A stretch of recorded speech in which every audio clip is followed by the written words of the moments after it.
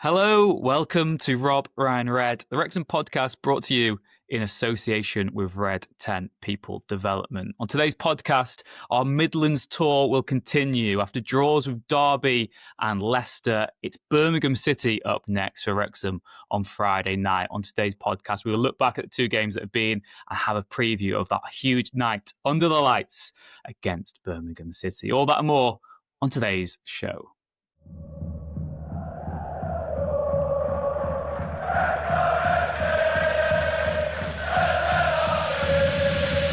Rob, Ryan, Red.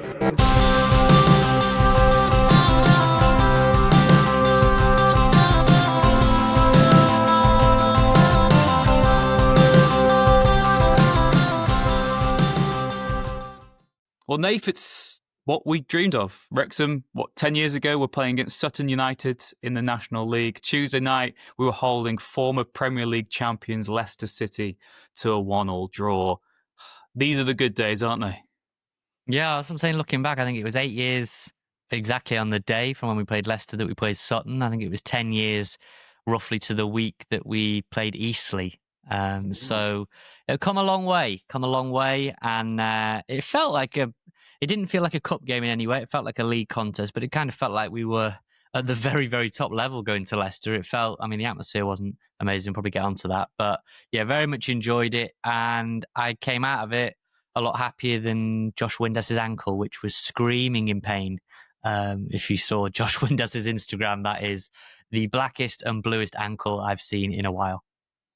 And we left them bruised as well. I think some egos there. Leicester City, I think they felt they were going to maybe turn us over once they went 1-0 up, but Wrexham dug deep, and this Wrexham away day revitalisation continues under Phil Parkinson. Of course, still winless at home in the league this season after the draw of Derby at the weekend. But as we've said previously, this Wrexham team seems so well suited to playing away from home. You can soak up the pressure, you can stay really well organised at the back, hurt teams on the counter-attack with the pace of Kabore, and just frustrate the home crowd. Leicester were booed off by fans at the King Power Stadium, and the away end was electric. The home end, was pretty pathetic at times. It was quite quiet in the King Power Stadium, but hey, that's an issue we can all get onto a bit later in the podcast. In terms of what we've seen in Nath, it was an unchanged team from Phil Parkinson from the weekend draw with Derby County. And I know famously, Rob Mack said that there's some draws that feel like wins, some draws that feel like defeats. I guess maybe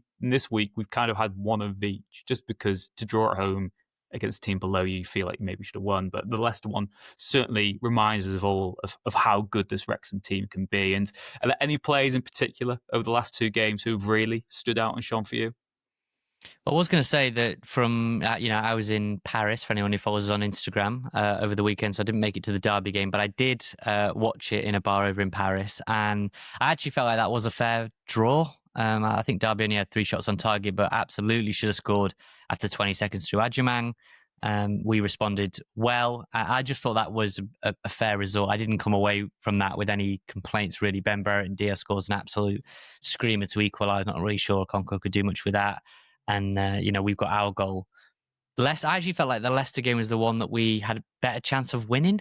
I felt like definitely towards the end, it was us in the ascendancy. There's loads of players I know between us we want to touch on from the Leicester game.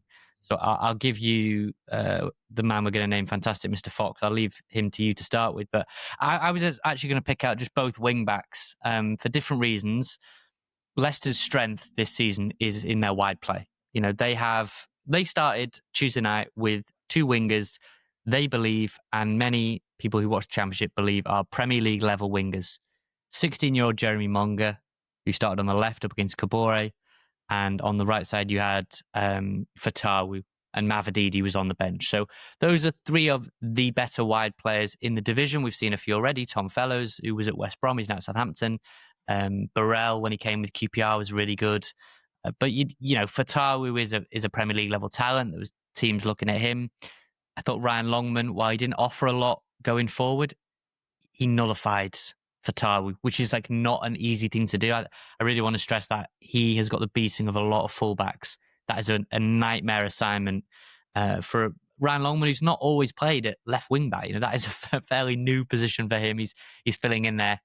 Yes, he got beaten once, got booked, but generally speaking, I thought he did a pretty excellent job defensively. The goal that we'll get onto shortly, I think, is someone else's fault. Personally, I know he's took it in there, but Longman did well. Kabore, I think you just see exactly what we were crying out for. If your wing back again, if your wing backs are two or three of your best players, right? And I thought against Leicester, all our threat was through Kabore in the first half. And I actually thought when Barnett came on, Barnett was a real threat. You know, his ball in behind to O'Brien. I thought right wing back, we had so much going for ourselves going forward. And again, Monga, apart from one little shimmy shake in the first half, I thought he was kept under lock and key. So it might get forgotten because there were other key pieces in there for us, but that was the toughest assignment, those wing back roles. And I thought defensively, we did our job. And again, that is why we are now so much more dangerous away from home. We saw it particularly in that Norwich game where Kabore was just this outlet because their wingers love to really try pin you back. And I know that playing they were sort of 4-3-3 is different to what we've sometimes faced because they've also got a full back for cover there. Incidentally, they had to substitute Luke Thomas at half time, didn't they? He was already booked. He was being ran ragged by Kabore. But because so many teams that we play against feel they can pin us back and they can go all out attack because they weren't frightened of our pace on the counter attack. We now have that, and they've got to be so much more cautious. And it felt like they were gettable, didn't it, Leicester? Because they had such a high line with Faison, with Vestergaard basically on the halfway line, and you just knew that if Wrexham get those diagonal balls and get that space opened up, there was always going to be a chance. And it's just exciting to see what this team can do now because. Honestly, if you look at what we've done already this season, the Southampton game, you're thinking maybe if we played Southampton with Kabore by then, we could have held on and got some and maybe even won that game. You look at what we did against Preston and the Millwall result, the Norwich result, Leicester result, and genuinely, this might sound facetious. I know we'll have some defeats along the way, but you go into every away game now and you might not always agree with Parky's plan. It might not be the most attractive to watch at times because you need to hope they don't score from the edge of the box. But teams aren't creating an abundance of chances against us, really. We seem to have cut that out in the last couple of games, and there seems to be real progress made there. And you just always feel like there is a chance now. Like the whole way we approach these games is just to stay in them until that sort of last half hour. If there's only a goal in it, or if it's the scores are level, you've then got that chance to really impose your game plan. And I know it's frustrating sometimes that we don't come out all guns blazing and look like we're going to blow a team away, but this is what Parky does really well. And this is what he maybe doesn't get enough credit for. It's that hanging in there in games, really grinding the opposition down, frustrating them, turning the home crowd against the team. And then you do your business on the counter-attack. And yeah, the wing backs are so crucial to that. Yeah, look, moving forward, looking to the future, this team will need to add more pace to turn draws away from home, like the one on Tuesday night, into wins. Just felt like, for once, it might be one of the first times this season that we didn't play to Kiefer's strengths.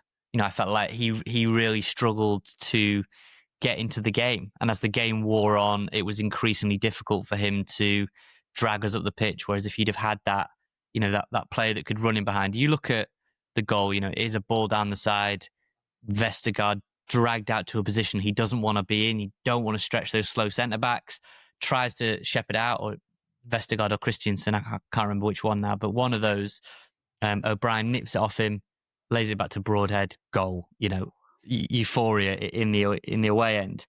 But that was playing down the channel, pace, fear of the pace, right? And O'Brien has got that turn of pace, that speed that he can chase at what might seem like a lost cause.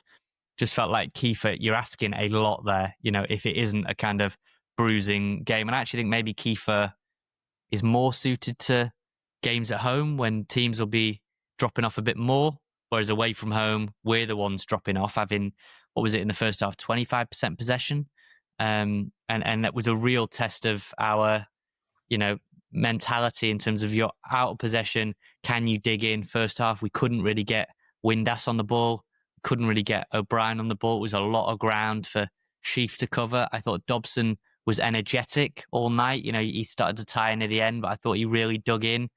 I thought Hyam and Max, everyone's going to have their moments where they switch off for a second and they look like they're going to punish you. But before we get on to the man in the middle who got the assist for that Broadhead goal, Rich, giving up 4 shots on goal, 4 shots on target across the last 180 minutes of football, league football. That's not bad. That's a very good formula for success. You gave up 1 shot on target against Leicester, they score. You give up 3 shots on goal against Derby, they score 1 of those, which is a stunner from range by Ben Brereton Diaz. So, there's not a lot for the keepers to do, and you want to keep it that way if you're going to get points and win games. Definitely, and I know that when you then look at the headlines, it's very easy to say, well, Conor Coady wasn't playing, so it must all be on him. And we'll get onto his hidden role in the Leicester results soon. He is still a very important player at Wrexham. Don't you worry about that. Maybe some people will be worried about that if I say that. But like I said, I think we've just touched on this in the past. I feel like Coady was scapegoated because he was playing against he was at the heart of a defence that was getting used to playing at that level. Brunt and Max are getting better with every single game they play. The other problem when Coady was playing was the wing backs weren't Kabore, and maybe that's huge in the way we play. And also the midfield's changed now. You've got Sheaf and Dobson, and then you've got the box of O'Brien and Windass behind Moore. So Coady didn't have that, and I still think he'll do a brilliant job if and when he's required. But what is so interesting, Nath, is we posted that hypothetical strongest lineup at the start of the season. Obviously, we read out Sutty's strongest lineup that he thinks Wrexham have now on last week's podcast as well. And you kind of just presume that at some point Coady and Doyle will come back into this back line. But right now, Hyam is the central centre-back. Max is the choice on the right. And Lewis Brunt, who at first I thought the start of the season he was like a rabbit in headlights. I thought he looked just a little out of his depth. Not because he's a bad player. He just wasn't at this level yet and would take a lot longer to adapt. He's not my man of the match from Leicester. But over the last few games, Lewis Brunt has, ever since he came on at Norwich, wasn't it, for Doyle at half-time, he just looks like he's doing what Dobson's doing. He's really raised to his new level, and he now knows, if I make a single mistake, I'm out of this team, because we've got Callum Doyle. But Lewis Brunt, I've been blown away, to be honest, by him in the last few games. The thing that impressed me most about Brunt is that he makes the mistake for the Leicester goal. I've watched it back countless times. He pushes to join Sheaf, kind of to swarm. I think it's James initially for the give and go. It opens up that pocket of space between the left wing back and the central centre back. Fairly vast space that Brunt would normally be in. It's a quick give and go. It's the first and really only time we got properly carved open because Brunt has jumped. I don't blame him. Sometimes you jump, you get there. He hasn't. But the most important thing there was his head never went down. If anything, he elevated his level in the second half. I thought second half he was significantly improved on the first half. First half wasn't bad. It was solid. But second half, I thought he really stood up, nullified the Leicester threat. Like I say, was really helping Longman. Fatawu and Jordan James got very, very little sort of change out of the two of them in the second half. And that is a much more, I haven't got the numbers in front of me, but at least with Max and Kabore, that is what we've seen at Norwich. That is what we saw against Derby. That is what we saw at Leicester. I mean, Brunt and Longman, that's been a kind of chop and change. We've had McLean in there. We've had Doyle in there. You've had Kikache in there. It's been all an amalgamation of different combinations. And I thought second half, those two really showed a synergy that suggested to me that, they really are throwing everything they've got at it. Like, they have ceilings as players. Longman, you could debate till the cows come home of like, what is his level? Is he only going to get to a certain point? But you could not fault their commitment last night. And the application of Brunt second half, I thought was second to none. The fact that Daka and, like I say, Fatawu were limited to not having a shot on target, I think speaks volumes.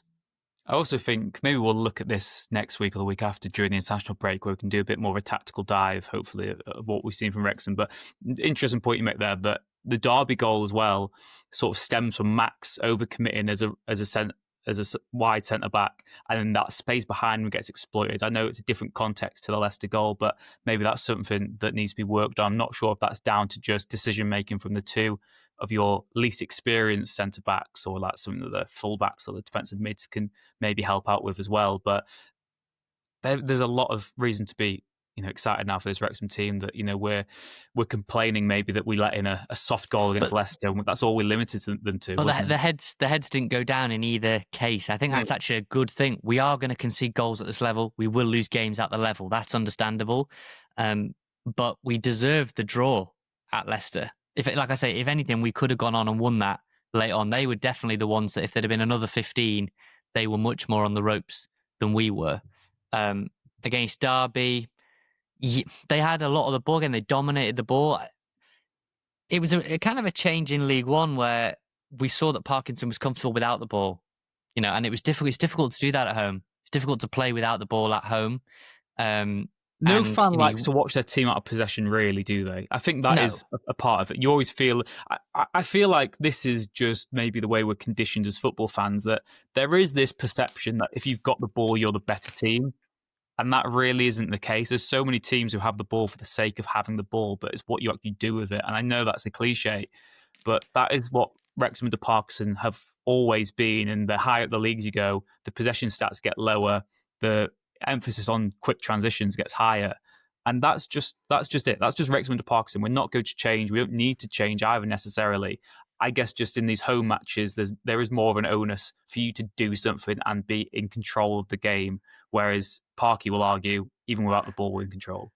Rich, I very much enjoyed coming out the stadium. I was walking out with James Kelly and his girlfriend, and it was just funny. People behind us were sort of saying like, that was...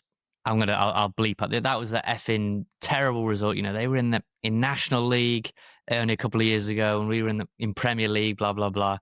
And I honestly don't think you could tell the difference. You could see that they were a solid football inside, but I felt similar weirdly when we did Peterborough away. I felt like they were a solid football inside on the day. I don't think they had a shot on target that day, and we won 2-0. Ollie Palmer was great that day. Max Cluth was great that day, and we barely had any of the ball. I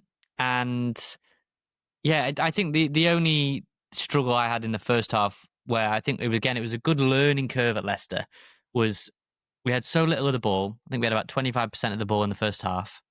Whenever we got it, we got giddy and we gave it away 2 seconds later because you just haven't had a lot of the ball. So when you do get it, you panic and then it's gone. It's back to them and that's not sustainable.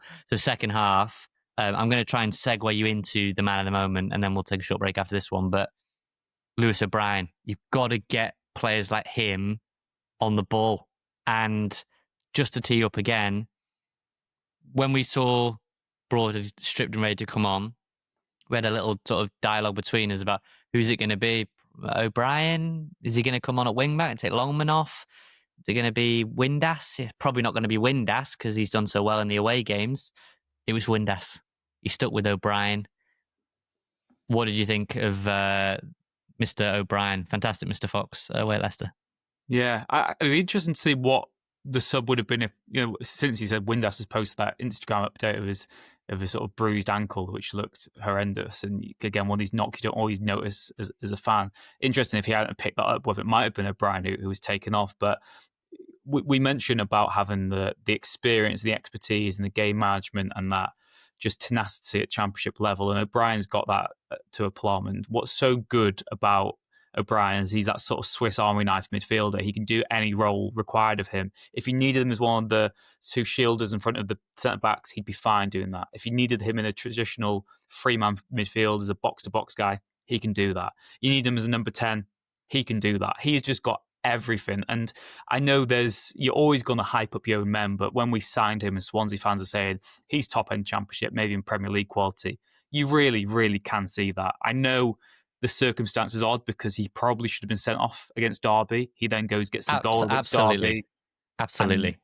And he also then is the key factor in Broadhead's brilliant goal at Leicester. But this is the guy who's just raising standards as well. And again, we mentioned, didn't we, when Steven Fletcher, who we'll get onto, happy retirement Fletch, was at the club, Ollie Palmer was saying that he basically retrained himself as a striker. Ollie Palmer was like, I'm learning so much off this guy. And I think every single one of those Wrexham midfielders is going to be learning so much off O'Brien, and he's just going to make everyone else better as well. And he was phenomenal for me against Leicester City. And again, you're playing against a team who's just been relegated from the Premier League. This side who have strict ambition, they have to get promoted really as soon as possible. And it's this little Wrexham player who's the best player on the pitch. Like, wow. Yeah, it's. I was quite frustrated, I'll be honest, first half with O'Brien, because he's playing in that 10 role in his 3-4-2-1, 3-4-3, whatever you want to call it, system now. And again, you're not having a lot of the ball. So it was kind of kick and rush. You know what I mean? It was like try and get it wide to Kabore. I thought Kiefer Moore probably should have done better with that chance that Kabore puts in. It doesn't even get it on target. And I remember saying to you, like, got to try and find a way to get O'Brien on the ball more. He's too gifted technically to go through long spells of a match without getting a chance to run at people, to hassle people. So for a while, I was actually calling for, O'Brien to come a bit deeper and play him alongside Sheaf. Obviously, Sheaf goes off for Matty James. I thought Matty James was excellent when he came on, and that was definitely, one of the key turning points in the game for us, along with Broadhead. But you could just see it. I think it happened twice as well, not just for the Broadhead goal, but also for the one where Broadhead ends up hitting the stanchion just to the left side of the post.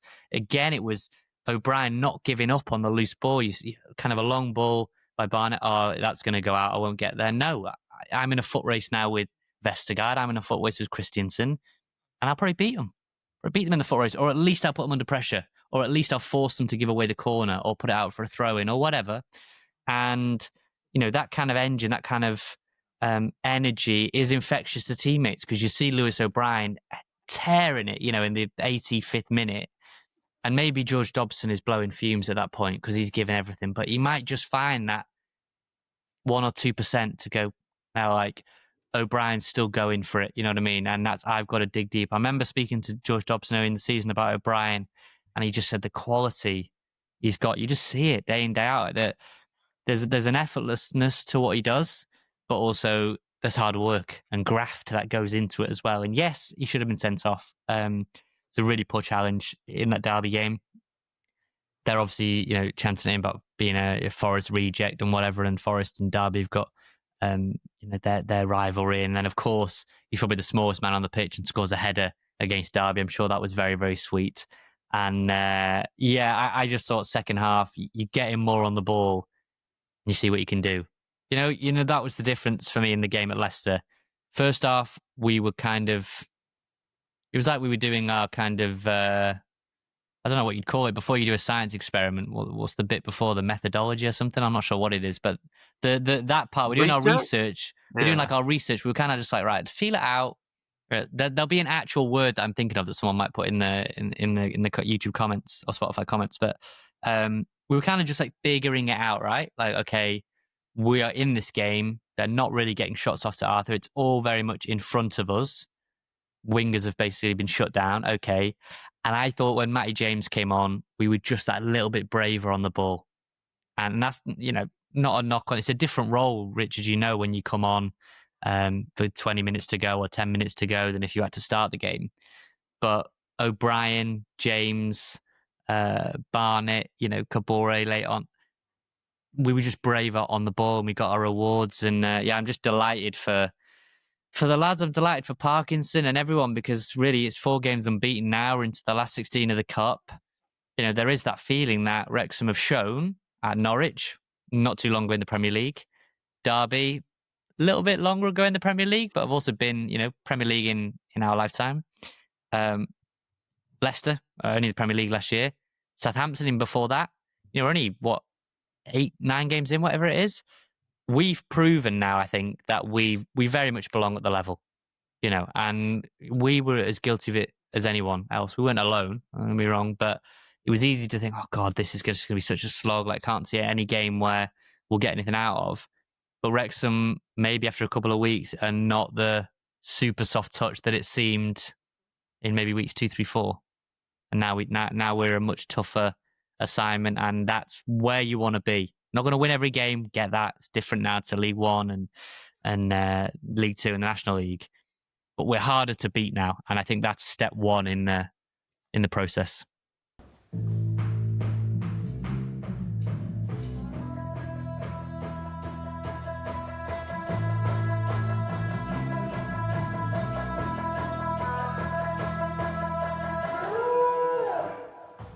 Well, Nath, we eulogised there for 25 minutes and we didn't even really mention the goal scorer that much. Nathan Broadhead's fine run continues. The question I want to ask you on Nathan Broadhead, we said last week, he, similar to maybe Rathbone a year ago, just give him some time, let him bed into his new environment, let the club record signing do what he has to do, find his role in his team, gel with his teammates. The issue now, though, is if you've got someone who's performing well from the bench, making these positive impacts and contributions, do you reward him with a start, or do you keep him in that super sub role? Discuss. For a second there, I thought you were calling me out for a 25-minute eulogy, so I'm going to keep my answer as short as I can.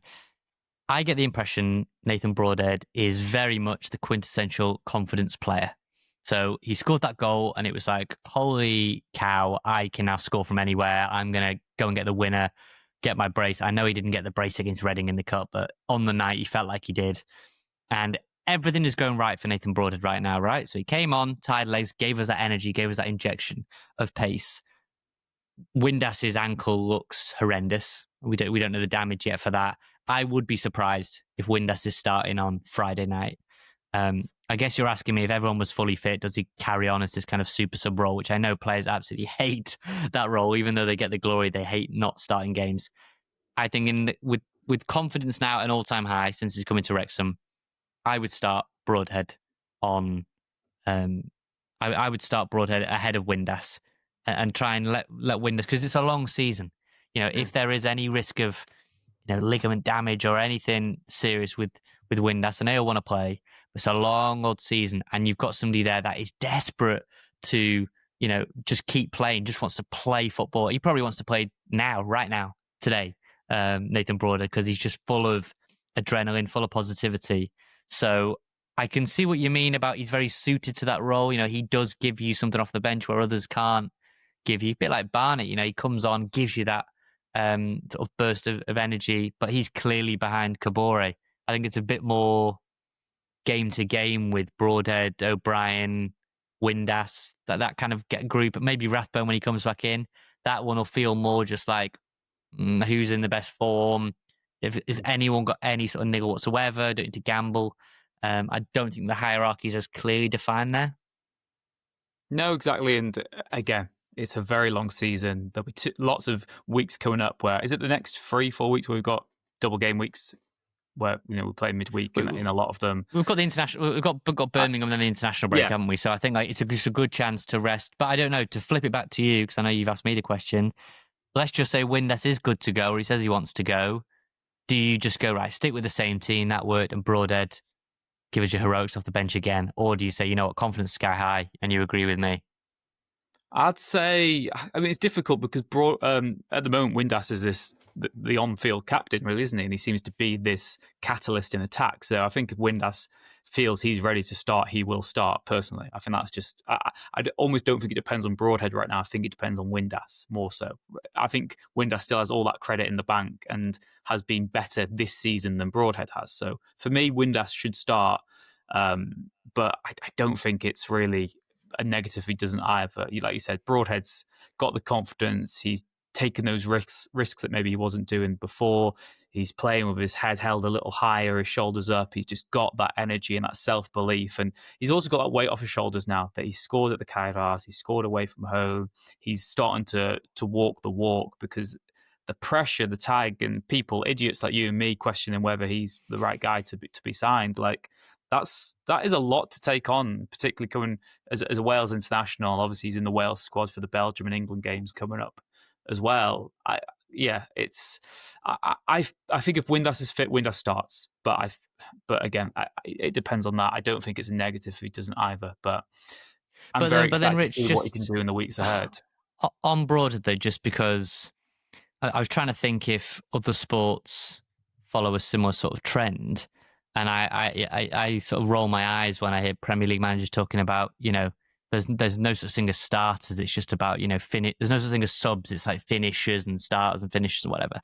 And like in every sport, there's always like spark plugs that come off benches, right? And I don't know, in basketball might be your sixth man. I guess it's difficult in like American football, NFL. They've kind of got players that come in and out for different sequences, different plays. But like in sport, fundamentally, there's always somebody that can be a replacement that comes in and just gives you that energy.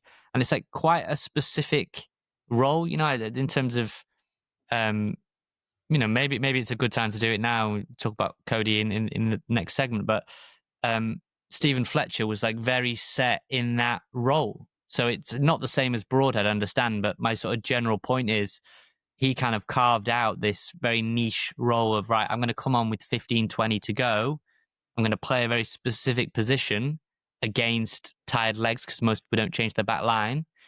And that just suits my skill set. Then he's, I don't know, he scores 2 or scores 3 in 3 games, and then you might get calls to start him. He starts, it doesn't quite work out, and then you go back to the defaulter, and it works. And absolutely, Nathan Broadhead could start games for us, but it's that kind of flip side of like, okay, he starts ahead of Lewis O'Brien or he starts ahead of Josh Windass.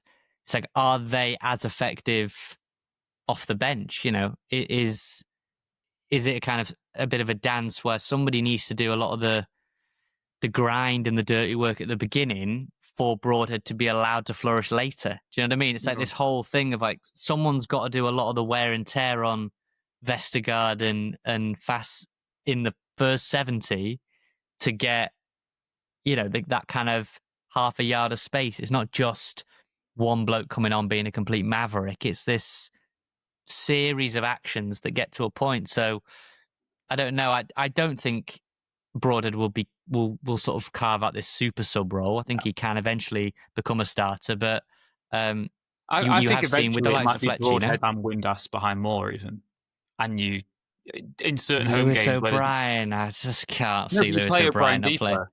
You play him Right. deeper. We say you can play anywhere. I think long term it might be Sheaf and O'Brien deep, and then you have Windass and Broadhead off more if you feel it's a game at home that you can go win and I win in like it. style. And we will see if that happens. But you mentioned there sort of unsung heroes and people who have a specific role and not really been picked up this, but Conor Coady on his return to Leicester might not have made it onto the pitch. He made it back onto the bench, but he also had a key role against his former club. Yeah, so when I saw he was on the bench, he had a scar. I was kind of thinking that's curious, just like not a move you'd typically make. I sort of my opinion on it now is that he was rewarded for what he'd done during the week on and off the training pitch. So it emerged. Phil Parkinson came out after the game, was asked questions about, you know, insight from Leicester. You know, obviously we've got Brunt, who's ex-Leicester, but a bit more detached. You know, he's kind of ex-Leicester, but a bit further. Obviously, Danny Ward, who's just come from Leicester, and Conor Coady, who's just come from Leicester. Similar players at Leicester that Coady will have known. And it transpired that Phil Parkinson had, with open arms, invited Coady into the analyst session, into the sort of managerial meeting. We know Coady has various coaching badges, is looking at that path down the line. And I have to say, I absolutely love that. I'm not a massive fan normally of players going into sort of managerial meetings, but I think in this instance, why would you not use the expertise of Coady, who knew the Leicester players better than the managers knew them? You know, Parky said he watched them at West Brom. You've got to look at the likes of Fatawi, Monga, Mavididi, etc., Winks, Skip, Vestergaard, etc. But Coady was able to go through individual players in that team. What are the strengths and weaknesses?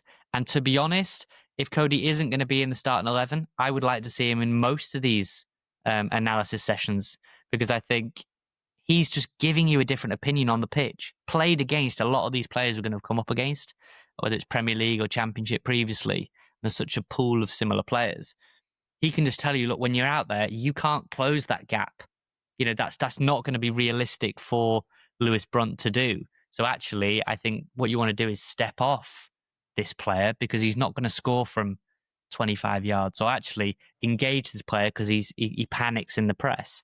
And I think it's no coincidence, throw back to you, Rich, but I think it's no coincidence that Coady's got high footballing IQ, was able to pass on info that allowed us to shut down Leicester's biggest threats. No coincidence that they only had one shot on target at home against a newly promoted team. That was by design, I felt.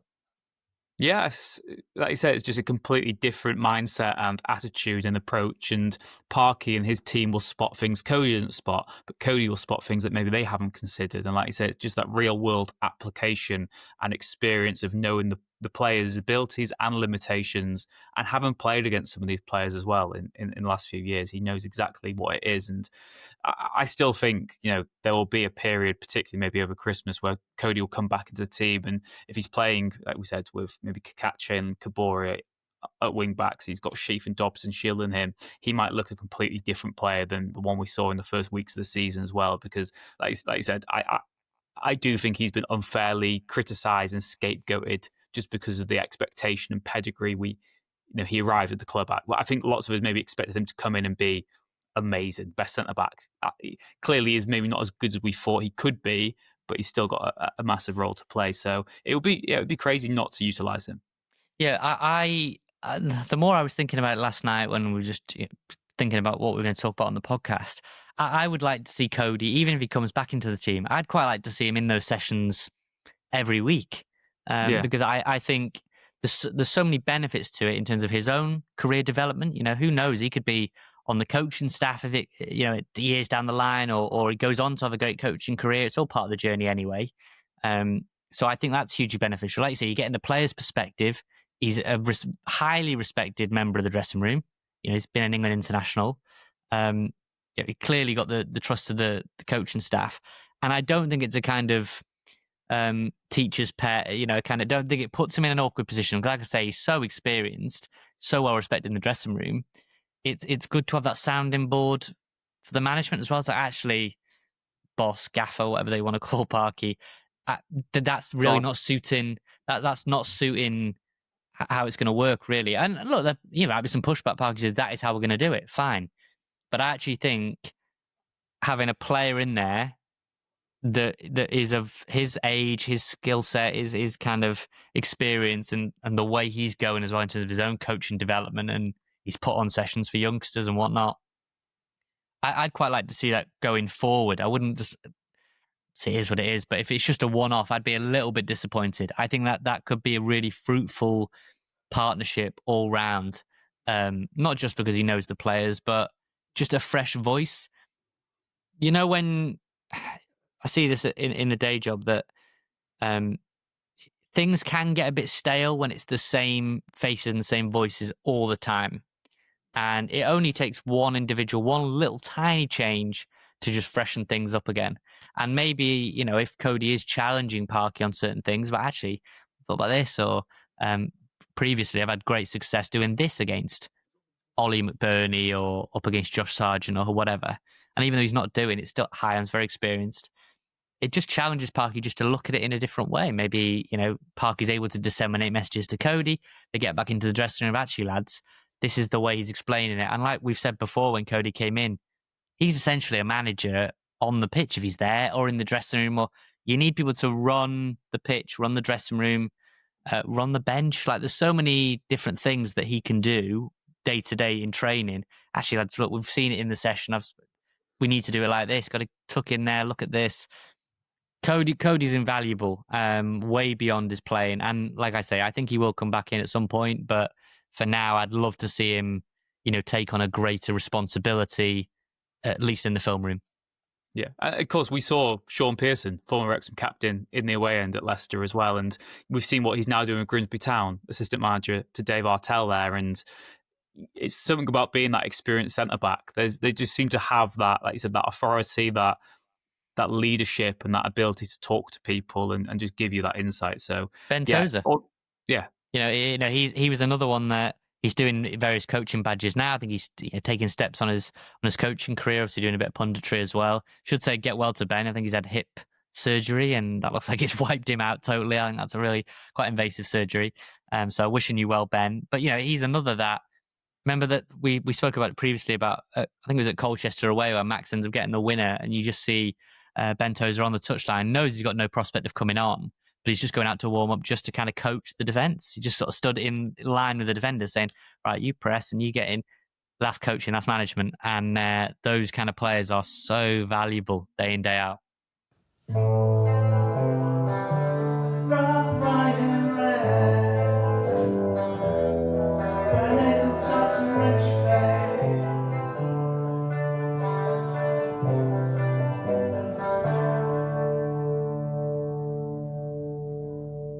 Nath, speaking about promotion heroes, a double promotion winner finally announced his retirement this week. Luke Armstrong deal didn't happen, so Steven Fletcher came to the rescue, and what an impact he made. A free agent arrival, he was soon priceless. As the chant goes, there is simply nobody better than Steven Fletcher.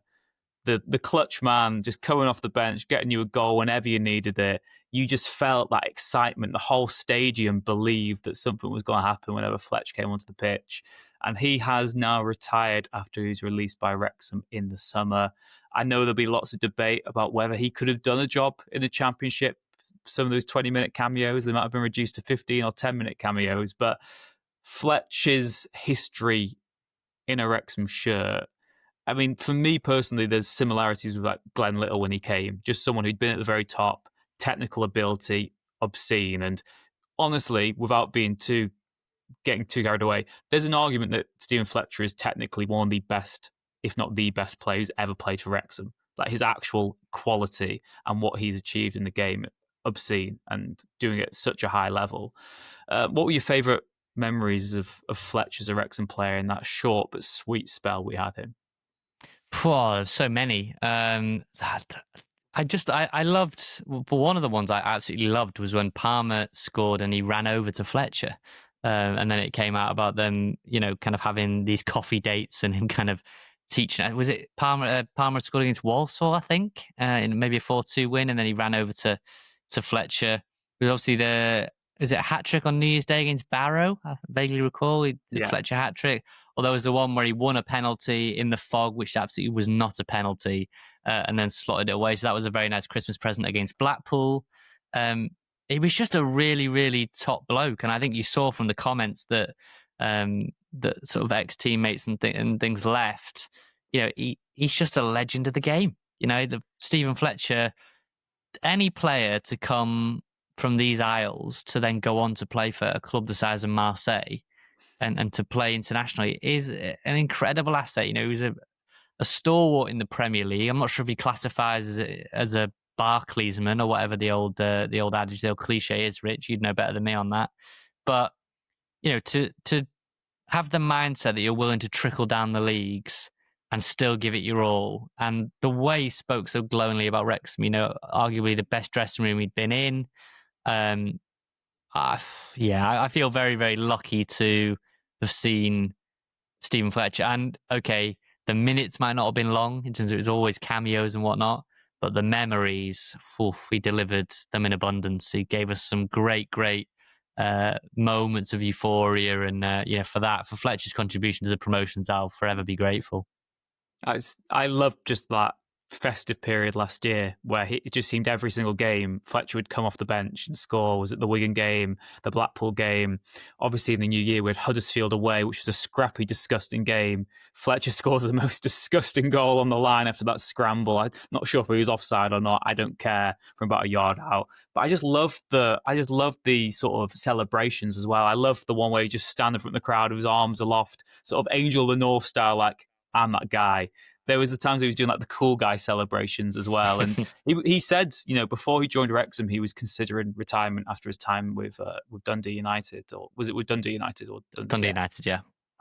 And the fact that he refound and rediscovered that love at Wrexham, and it was such a beautiful sort of relationship between club and player, because we needed him and he needed us probably at that time. And again, it is so crazy to think what would have happened if we'd signed Luke Armstrong. That was the plan. It was to sign Luke Armstrong. The infamous tweet goes out, "Are you still awake?" You wake up at Tranmere away the next morning. That ain't happening. Luke Armstrong's not come. We're now a player short. Who can we get? And you sign Steven Fletcher, and a part of you thinks Parky's gone and bought some old guy again, someone we have heard of from Premier League years. Are they going to do a job for us? And then the second you see Fletcher on the pitch with that beautiful, majestic man bun, that first touch, the aura around him, just the technical ability. Another thing that I love about him, not just his ability in both boxes, but it was the fact that you could have a counter-attack. He would just kill the ball dead about 25, 30 yards out from goal, spray a pass out wide, make it run into the box. It's the amount of sort of the build-up play involvement he had was obscene. And like I said, nothing will beat those minutes where 20 minutes left at the Kairos. Wrexham look like they couldn't hit a barn door. Fletch goes to warm up. The chant starts around you. Everyone stands up. Fletch comes on to a hero's reception.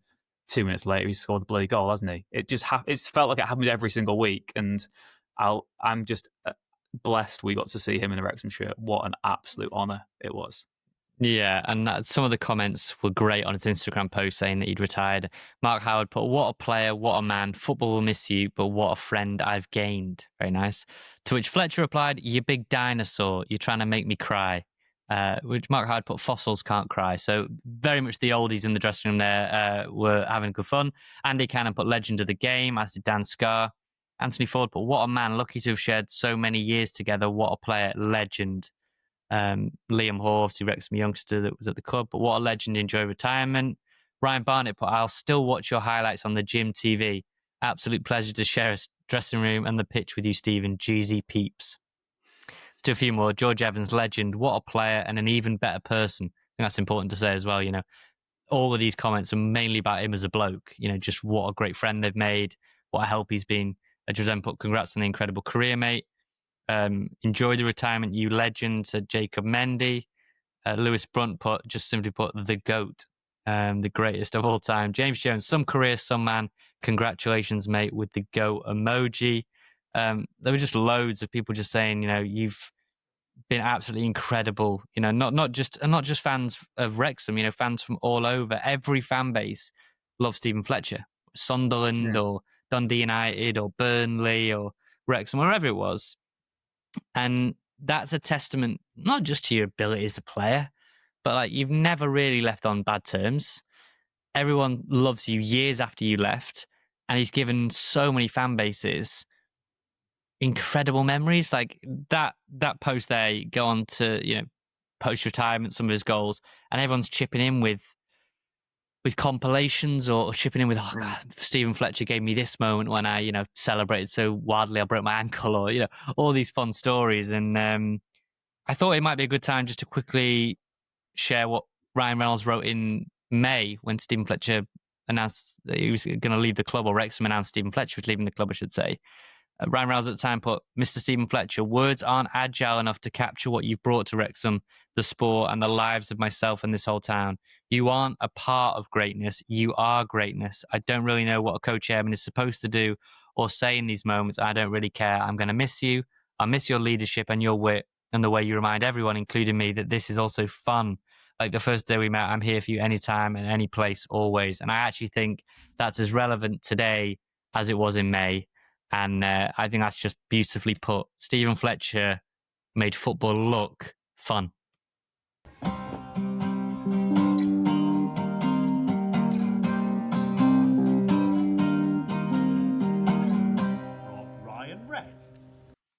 Well, Nath, let's hope that Wrexham can make it fun on Friday night as well. Birmingham City at home. The build-up, speaks for itself. It's going to be insufferable on Sky Sports for the next few days. Brady versus Reynolds. Oh, and the other guy, Rob Mack, as well. Of course, Birmingham last season, 3-1 defeat at St Andrews, a night that started so well with Andy Cannon, and then they just outclassed us with the midfield. Hold your hands up there, Jay Stansfield had a dream day. But the Kairos game where we drew 1-1 was a real sort of moment in the campaign where we believed that promotion could be on the cards. It made us realise we can still go toe-to-toe with the very best. And ahead of the game on Friday night, we caught up with Alex Dicken from BirminghamLive to get the Blues lowdown ahead of their latest trip to North Wales. So, Alex, Birmingham versus Wrexham on Friday night. The eyes of the world will be watching once again as we do battle for the third time in this trilogy after we missed out on our potential Wembley final earlier in the year. Defeat for Wrexham away against Birmingham last season, the 1-1 draw we had earlier in the year, though. Before we look at the match specifically, can I just ask you, what did Blues fans expect going into the season, having won League One at such a canter really last year? Yeah, only one thing really. Yeah, promotion. It sounds crazy to say for a team that's come up from League One to the Championship. Normally you'd want to kind of consolidate and kick on the following year, but Birmingham City's owners, when they came to the club back in 2023, had a 3-year plan to get to the Premier League, and obviously relegation doesn't drastically change that. still got 3 years to get there, and they're obviously in the third year now. And at the start of this season, when they put the season tickets out to their supporters, they put a little strap line at the bottom saying the goal is clear to be competing at the top end of the Sky Bet Championship. So that, I think, is where some of the issues have come for Chris Davies, the manager, in recent weeks, and that supporters are expecting a promotion push, and at the moment they're just a little bit off the pace. Yeah, I was going to ask you for the sort of story of the season so far. Very similar to us, because of the way Sky Sports love to build the Championship. We had a very difficult start to the campaign because you want to put these big matches on, and you had, was it Ipswich on the opening weekend when we had Southampton. And if you look at your last 5, it's 1 win from the last 5 in the Championship. What has sort of happened for you this season then, from a neutral point of view? What would you say the story of Birmingham so far has been? Yes, they started really well, actually. The game against Ipswich, they were fantastic and should have won that match. They got a win via 2 really, really late goals against Blackburn, now having gone into stoppage time 1-0 down. A win against Oxford, which is pretty routine. Then you think 7 points from 3 games, okay, a very, very good start.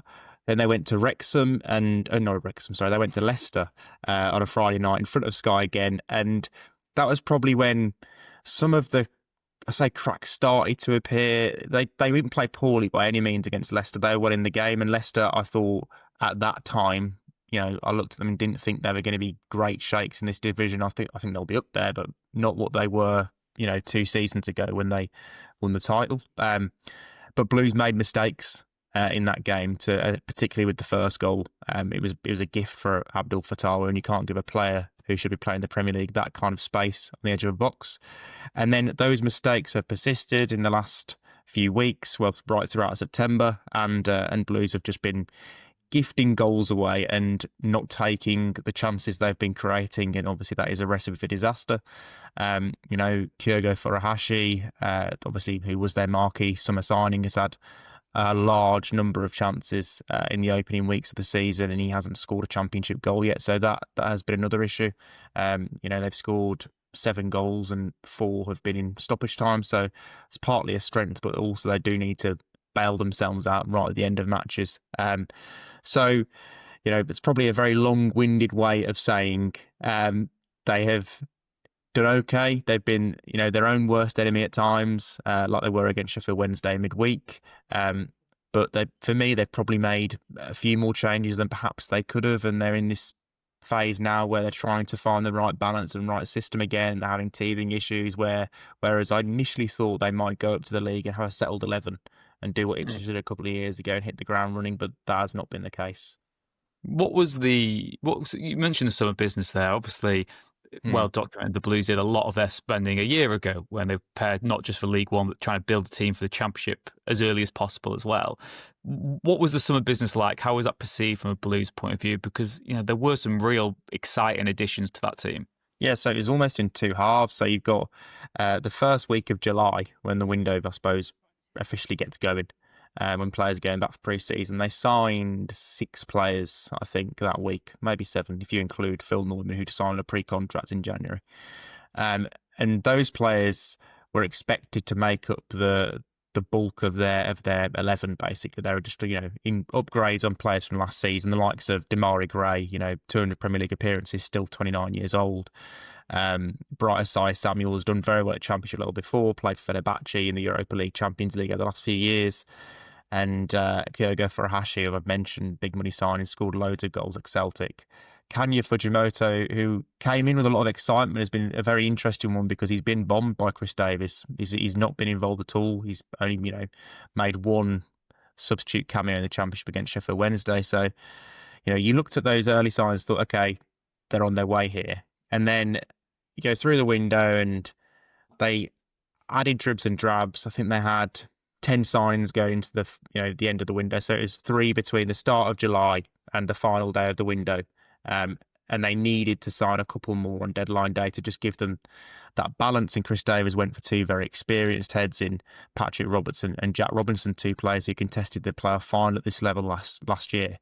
And they've just not quite alighted upon the right balance yet. there's kind of been a lot of chopping and changing in positions at centre-back. They haven't got a settled pair in this year because Ben Davies went back to Rangers and they weren't able to bring him back. So they've tried Neumann next to Clara. It worked well enough, but the balance wasn't right without left footer. So they put Jack Robinson there, who is the left footer, and that worked in one game. Then he got sent off, and then put Aaron Cash in there because he's a left footer again, balanced with Clara, and that really hasn't worked. But defensively, they've been better. It's further forward where the problems have been. They've just not found the right combination or right four in attack, really. It's Jay Stansfield, Damari Gray +2, and there's just a lot of question marks over those two, and he keeps chopping and changing, trying to find the right balance. I think very similar from a Wrexham point of view, that it's been that mixed start of trying to just establish what your best team is and what and how it will sort of evolve as the season goes on. And as we always say, very early in the season, there's a lot of football left to be played. The teams at the top right now might not necessarily be the ones who are there by the end of it all. In terms of a Blues sort of tactical outlook, then last season they were famed from our point of view anyway as this team who had the best midfield in all the land, and that was the key difference when we came to your place and you just absolutely schooled us. Is the midfield still the strong point of this Blues team, or are there a few more strings to the bow now? The midfield's been a real talking point, actually. So it was always Pekka and Iwata, wasn't it? Chris Davis talked about them last season as being, a midfield combination with Premier League potential. And then in the summer they added Tom O'Doul to the equation. And naturally that was the signing that confused me the most, because I'm looking at the midfield pair and thinking, where's this guy who has played Premier League football for the last 2 years going to fit in? And the simple answer is he hasn't really so far. Chris Davis tried him as a number 10 in a couple of games in pre-season. He played quite well there, but in the Championship, Blues asked their number 10 to do an awful lot of running, and Doyle probably doesn't have the running power for it. So naturally, he's going to slot into one of those two roles. And he played there against Sheffield Wednesday and did okay before going off after about 60 minutes. But whether he's done enough to dislodge Peck on a more permanent base, I'm not so sure. I think it would take a lot for Chris Davis to move away from those two, even though they have both had issues this season. Peck, in the last 3 away games, has kind of just coasted through them and not played to his potential. He is, the sort of level of player who could really dominate Championship games. A South Korea international, wonderful ability, but he's just not quite done it. And Tomoki Iwata probably has more limited ability, great physical attributes, really, really strong enforcer in front of the back four, puts out fires, wins the ball back and feeds it to the players who are more gifted. But in possession, he hasn't been fantastic this season. There have been a fair few stray passes, some of which haven't, been particularly good for Blues. So it's a bit of a problem in there. And Chris Davies is under pressure to play Doyle from supporters who want to see, one of their big summer signings, but probably not quite convinced about breaking up a partnership that he does really trust and has obviously brought him success over the last 12 months.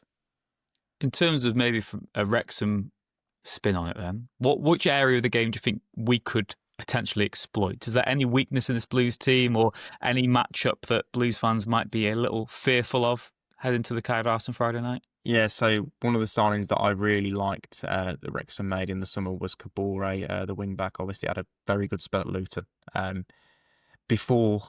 And so I think him against Alex Cochrane would worry me. Cochrane, the last 2 away games Blues have played against Coventry and Stoke City. So Sakamoto had some great joy against him for Coventry after Cochrane came on at half-time. But against Stoke, he had a real chastening afternoon, basically. He was torn apart by Milian and Manhoff.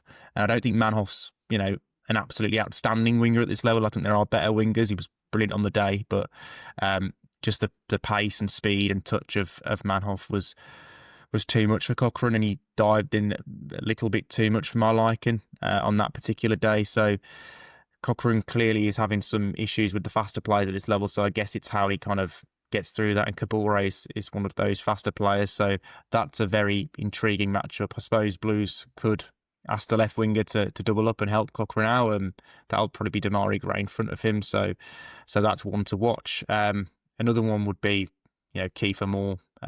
Wrexham have got some serious heights throughout their 11, as they did last season. And Moore probably been their biggest aerial threat. Blues have had a lot of issues at set pieces this season. They've conceded 5 goals from set piece in the Championship, conceded from a free kick against Sheffield Wednesday on Tuesday. So they're not the biggest team. That's probably what the problem comes down to. They're a very small team. They've only really got Christoph Clara. If he plays Phil Neumann next to him, there's another 6'4" centre back, but they're not a very big team at all. So that's probably an area that Moore and Wrexham can look to exploit. Before I get too giddy and excited about the prospect of a home win, then who do you think the main man is for a Birmingham perspective? Then who do you think will have their biggest impact in the game, whether that's in defence, midfield, or attack? Well, last year it was Christoph Clara, wasn't it, against Wrexham? I mean, the second game in particular, he was absolutely outstanding in kind of repelling every single cross that, and long ball that Wrexham threw into the box, and there were plenty that night.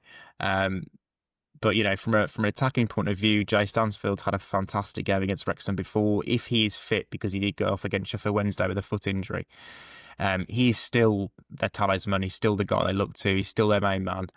Damari Gray scored his first goal since returning to the club against Sheffield Wednesday, so it's probably about time he started taking on some of that mantle and delivering more frequently. He's obviously a player who's played a lot of games in the Premier League and should be, I'm not saying a cut above, but near the top tier in terms of players at this level. So those two in Blues attack, probably the ones to watch out for. You made me do a prediction on your podcast. It's only fair I return the favour then. Wrexham against Birmingham Friday night. Alex, what do you think will happen? I fancy a draw again. I don't. Blues don't really score more than one. If we say, sounds silly saying it after they've just scored 2 against Sheffield Wednesday, but one of those did come in the 99th minute. So yeah, Blues do tend to. They're not big scorers. They've only scored 7 goals this season. They're definitely not big scorers away from home. They haven't scored their last 3 away games in the league. So I think they'll get 1, as they did at Wrexham last year. And I just don't quite see them having enough to keep Wrexham out. I do fancy another 1-1.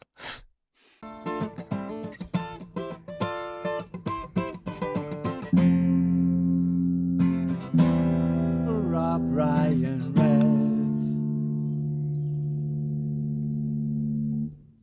So, Nath, it's a tough one to call. I do think we might be able to get another draw, make it 3 in a row, 1-1 again, probably, no doubt. But look, why should we be so fearful? We drew with them last season. Both teams have improved since then. I'd say Wrexham's team has improved a lot more since the last meeting than the Birmingham team has improved. And you look at them this season, they've been as sort of mixed as we have, as turbulent as we have, and have had similar issues really with just trying to establish their best 11. So I'm really excited for this one. Yeah, there's no need to fear anyone. I've always felt in league football, you should never fear anybody in your own division. There's absolutely nothing I've seen so far in the Championship that suggests anyone is absolutely incredible. Middlesbrough, top of the league, doing well. Coventry are doing really well, but absolutely nothing to fear in anyone, least Birmingham. They could easily beat us. We could beat them. That's football. But I have zero fear going into the game on Friday. If anything, I'm fearful about the build-up on TV and the media frenzy. Because I'm not sure if Brady, Reynolds, Mack, or anyone, the celebs, are going to be there anyway. We shall see. But it's a funny one. Yeah, Chris Davis sort of under pressure, a bit like Parky was. Maybe that's more just external noise again than actual anything internal. But yeah, they haven't quite got going. It's been a lot of, I think maybe Alex mentioned it there, a lot of late goals. Late goal to salvage it against Sheffield Wednesday. Was it a late goal against Blackburn to salvage it again? Two late goals to beat them. So it doesn't matter when you score. If you score in the first 10 seconds or the last 10 seconds, it's obviously win a game. The main thing I'll be looking at on Friday is, can we just stay in the game? Can we go right to the end? Because they will. They won't throw in the towel at 80. They will push it right to 90, 95. And I do think, having played each other last year, this game probably comes at a good time for both. Bit of familiarity, and we're drastically different. I'm not sure how different they'll be. They'll have a lot of similar faces. Cochrane will be in there again. Stansfield will be there again. It's not going to be Alfie May this time. It'll be maybe Kyogo will play or whoever else it'll be. So we'll see. I'm very much intrigued. I think we've changed a lot. They've changed a little bit, and both sides are probably looking for that lift-off win. I know we are at home. We're looking for that. Still not won at home in the league this yeah, season. we're, I do still, think is weighing on us a little bit. What I want to ask you as well, maybe, what you do in the midfield? Are you sticking with this box 2 and 2? Are you going flat 3 to match them, maybe, or what would you change, or would you not change anything? Would you go same, depending on the Windass injury? No, I'd stick with this 3-4-2-1 system. I think he is just going to stick with that. I think now that's the change of shape they've made, and if you're going to want to do that all season long, you need to get some consistency. Like we saw with the Leicester goal, it's mainly about coaching now. You want to establish rhythm, establish partnerships, establish space. Spatial awareness obviously massive between what's going to be the gap between Brunt and Sheaf, what's going to be the gap between Longman and Sheaf and O'Brien and Sheaf or whatever. There's more people than just Ben Sheaf playing, but that's just the example I'm using here. But it's actually sort of like football trigonometry in a way. And I think you can, that is coaching, that is repetitions, that is practice. So I would go with a 3-4-2-1. I would start Broadhead ahead of Windass, just because I don't think Windass will be at his actual optimum. Especially now he's put that out there. If you were an opposition player, would you not just try and nail Windass on that ankle and just see how much that painkiller injection worked? I would, if it was me. You're a nasty bastard, though, aren't you, Salty? That is true. Yeah. Boy. And I also would celebrate any goal I ever scored in front of the away fans. I would do that every single time. So if anyone ever does that against Wrexham, I don't really complain, because I would do the exact same thing. But yeah, outside of that, I'm going to stick with Kabore. Obviously, I thought Barnett was good, but he'll come on. So Kabore, Max, Hyam, Brunt. I don't think you can't take him out of it. And I would go with Longman again. No reason really to change. Like I say, you've gone 4 shots on target in 2 games. You conceded 2 goals. Not too bad, that at all. Sheaf and Dobson again. I think it'll be I think the exact same team except for Broadhead in for Windass. That'll be my only change. What about you? Yeah, I think similar to you. For me, it's just that flip of the coin on how fit Windass is. Like you said, unless he's fully fit, don't start him for me. And like you said, the indication is he probably won't be. But we will see. I think we go into this with spirits high. But of course, they got a 99th minute equaliser on Tuesday night. So while they've struggled as much as maybe we have, they have got this track record now of scoring late, of getting these results when they need to. So it poses to be a very, very exciting game on Friday night. And we will be back next week to reflect on whatever happened at the Kairos and to, fill the international break. Get your questions in, get your emails in, Rob Ryan Red on all the socials, robryanred@gmail.com, and through our website as well. Nath, come on then, before we leave, prediction Friday night. I want a score. What's happening? I'm going to go a very, very exciting Desmond 2-2. But before we go, I'll get your prediction, and then I want to read out a funny YouTube comment that made me laugh. So what do you think the prediction's going to be? What's your prediction? Is it going to be half a Desmond or 1-1? I don't know. We'll go for that. I think we score draw. 1-1. Go on. Funny YouTube comment of the week. YouTube comment. So then obviously we did it about the Carabao Cup, getting Cardiff. I'm a little bit more excited now, Rich, I have to say, than maybe I was immediately after the draw. What I want to say, we didn't say this on last week's podcast. Parky himself said he wanted a Premier League team. He said that's the only thing missing from the journey so far. So I know loads of people saying, stop being ungrateful. Where were you when we were shit? Parky himself said that he hadn't played a Premier League team, okay? We're quoting the man. We did end up in a Cardiff City fans YouTube algorithm, because algorithm -N6Q said, Cardiff fan here, we don't think we are the biggest club in Wales, we are the biggest club in Wales, happy to help. So then someone replied, a Wrexham fan, Dan Brown, put asterisk, the biggest League One club in Wales, happier to help. To which then Al responded, stop taking drugs, it's frying your brain. So that was my favourite YouTube interaction of the week. There were lots. I do try and respond to most of them. But yeah, Cardiff fan Al talking about drugs frying brains was my enjoyable YouTube interaction of the week. Keep them coming. Thank you very much for joining us on Rob, Ryan, Red. Thank you once again to Red 10 People Development for their continued support and sponsorship of the podcast. And shout out to Wrexham-based band Hypnotic for the music that stings you see in the show. Wrexham versus Birmingham Friday night. We'll be back next week. Take care, and we'll see you then. The Wrexham AFC podcast with Nathan Salt and Rich Faye.